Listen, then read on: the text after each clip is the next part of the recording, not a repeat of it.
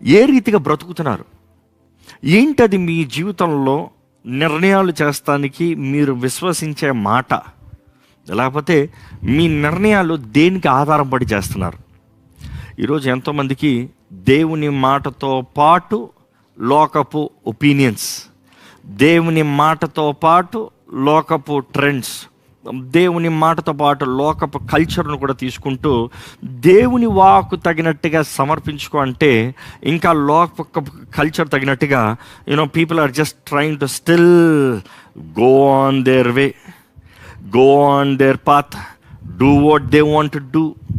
ఇంకా ఏమంటారు? ఈ కల్చర్ అంతే we talk more about freedom, freedom, freedom, freedom, fight for your freedom, fight for your opinions, fight for what you wish, fight for what you believe. ఈ రీతిగానే ఈ తరం అంతా వెళ్ళిపోతుంది. ఈ తరంలో చూసినప్పుడు మిమ్మల్ని అడుగుతున్నానండి, as we living in this challenging face, ఇదిగో ఈ పరిస్థితుల్లో మీ నిర్ణయాల్ని భద్రపరచుకోగలుగుతున్నారా?